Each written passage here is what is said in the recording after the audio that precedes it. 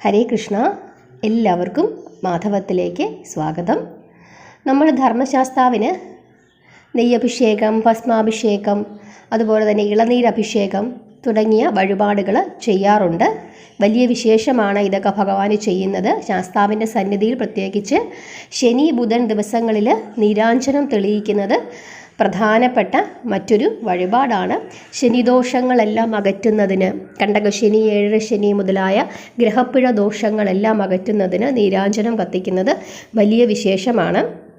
നമുക്ക് എന്തെങ്കിലും തടസ്സങ്ങളോ ബുദ്ധിമുട്ടുകളോ മുമ്പോട്ട് പോകാനുള്ള പ്രയാസങ്ങളോ ഒക്കെ ഉണ്ടെങ്കിൽ ഭഗവാന് നീരാഞ്ജനം കത്തിക്കാം. പക്ഷേ ഒരു കാര്യം പ്രത്യേകം ശ്രദ്ധിക്കേണ്ടുന്ന ഒരു കാര്യം, ആരുടെ പേരിലാണോ നമ്മൾ നീരാഞ്ജനം കത്തിക്കുന്നത് ആ ആൾ ആ സമയത്ത് അവിടെ ഉണ്ടായിരിക്കേണ്ടത് വളരെ നിർബന്ധമുള്ള കാര്യമാണ്. ഇപ്പോൾ നമ്മൾ പോയി നമ്മുടെ കുട്ടികളുടെയൊക്കെ പേരിൽ നീരാഞ്ജനം കഴിപ്പിക്കും.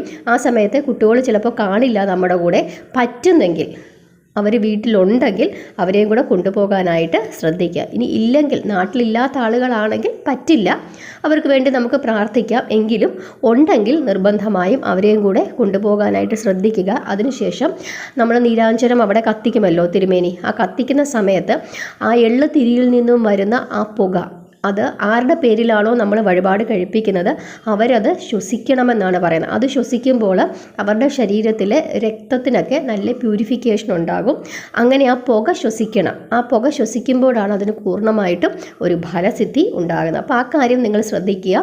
ഇപ്പോൾ നമ്മുടെ വീട്ടിൽ ആളുണ്ട്, മടി പിടിച്ച് വീട്ടിലിരിക്കുകയാണെങ്കിൽ, നീരാഞ്ജനം കഴിപ്പിക്കുന്നുണ്ടെങ്കിൽ എങ്ങനെയെങ്കിലും അവരെയും കൂടെ ഒന്ന് കൊണ്ടുപോകാനായിട്ട് ശ്രമിക്കുക. നീരാഞ്ജനം കത്തിത്തീരുന്ന, അതായത് ആ പൂജ ചെയ്ത് തീരുന്ന അത്രയും സമയം നമ്മൾ അവിടെ നിന്ന് തൊഴുത് പ്രാർത്ഥിച്ച് ആ പുകയെ ഒക്കെ നമ്മുടെ ഉള്ളിലേക്ക് ചെലുത്തുന്നതിനായിട്ട് ശ്രദ്ധിക്കണം. വളരെ വിശേഷമാണ്. ഒരുപാട് മറ്റ് വഴിപാടുകൾ ചെയ്യുന്നതിനേക്കാളൊക്കെ ഏറ്റവും ഫലസിദ്ധിയുള്ളൊരു വഴിപാടാണ് ശാസ്താവിന് നീരാഞ്ജനം കഴിപ്പിക്കുക എന്നുള്ളത്. അതുപോലെ തന്നെ എള്ളു പായസം വളരെ വിശേഷമാണ്. എന്നിട്ട് ആ എള്ള് നമ്മൾ കഴിക്കണം. അതൊക്കെ നമ്മുടെ ശരീരത്തിന് വളരെ ഗുണത്തെ പ്രദാനം ചെയ്യും. അപ്പോൾ തന്നെ നമുക്ക് ജോലി ചെയ്യാനൊക്കെയുള്ള ഒരു ഊർജം നമുക്ക് കിട്ടും. പലപ്പോഴും നമുക്ക് നമ്മുടെ പ്രശ്നങ്ങൾ ചെന്ന് പെടുന്നത് നമുക്ക് പല കാര്യങ്ങളും നമ്മളങ്ങോട്ട് ഇറങ്ങി പുറപ്പെടാനുള്ള ഒരു മടി കൊണ്ടായിരിക്കും. ഒരുപാട് തടസ്സങ്ങളൊക്കെ നമ്മൾക്ക് ഉണ്ടാകുമ്പോൾ, അല്ലെങ്കിൽ ബുദ്ധിമുട്ടുകൾ ഉണ്ടാകുമ്പം, പ്രയാസങ്ങൾ ഉണ്ടാകുമ്പം പലപ്പോഴും നമ്മളങ്ങ് തളർന്ന് വീട്ടിലിരിക്കും. ഇനിയൊന്നും പറ്റില്ല അങ്ങനെയൊക്കെ പറഞ്ഞിട്ടുള്ള ഒരു തളർച്ചയുണ്ടാകും. ആ തളർച്ചയിൽ നിന്നൊക്കെ നമ്മളെ ഉയർത്തിക്കൊണ്ടുവരുന്നതിനായിട്ട് ഈ നീരാഞ്ജന വഴിപാട് വളരെ വിശേഷമാണ്. നീരാഞ്ജന വഴിപാടുകൾ നമുക്ക് കഴിപ്പിക്കാം. നമുക്ക് ദോഷങ്ങളൊന്നും നമുക്കിപ്പോൾ ഇല്ലെങ്കിൽ പോലും നീരാഞ്ജന വഴിപാട് കഴിപ്പിക്കുന്നത് നമ്മുടെ ഒരു ബ്ലഡ് പ്യൂരിഫിക്കേഷനൊക്കെ വളരെ നല്ലതാണ്. അത് അവിടെ നിന്ന് നമ്മൾ മുഴുവൻ കണ്ട് തൊഴണം. ആ പുക നമ്മുടെ ശരീരത്തിലേക്ക് ചെല്ലണം. അതുപോലെ തന്നെ ആ സമയത്ത് നമ്മൾ പ്രാർത്ഥിക്കേണ്ടുന്ന പ്രാർത്ഥന നമ്മുടെ ശനിദോഷം അകറ്റുന്നതിന്, അതായത് ശനി ഈശ്വര ഭഗവാനെ തൃപ്തിപ്പെടുത്തുന്നതിന് വേണ്ടിയിട്ടുള്ള നാമം നമുക്കും കൂടെ ആ സമയത്ത് നമുക്ക് ചൊല്ലാം. ആ നാമം ഇതാണ്: നീലാഞ്ജന സമാനാഭം രവിപുത്രം യമാഗ്രജം ഛായാമാർത്താണ്ഡ സംഭൂതം തം നമാമി ശനീശ്വരം.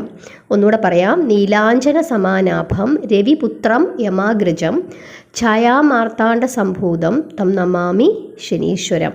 ഈ നാമം ചൊല്ലി നമുക്ക് അവിടെ നിന്ന് പ്രാർത്ഥിക്കാം. ഇതാണ് ചെയ്യേണ്ടത്. വളരെ വളരെ ഫലസിദ്ധി തരുന്ന ഒരു വഴിപാടാണ്. നമുക്ക് ഒരു ഉണർവൊക്കെ കിട്ടും. എല്ലാവരും അതുകൊണ്ട് തന്നെ മാസത്തിലൊരിക്കലെങ്കിലും നമ്മുടെ പിറന്നാൾ ദിവസമോ, അതല്ലെങ്കിൽ പക്കപ്പിറന്നാൾ ദിവസമോ, അതല്ലെങ്കിൽ ബുധൻ ശനി ദിവസങ്ങളിലൊക്കെ നമുക്ക് ഈ വഴിപാട് ചെയ്യാവുന്നതാണ്. ഹരേ കൃഷ്ണ.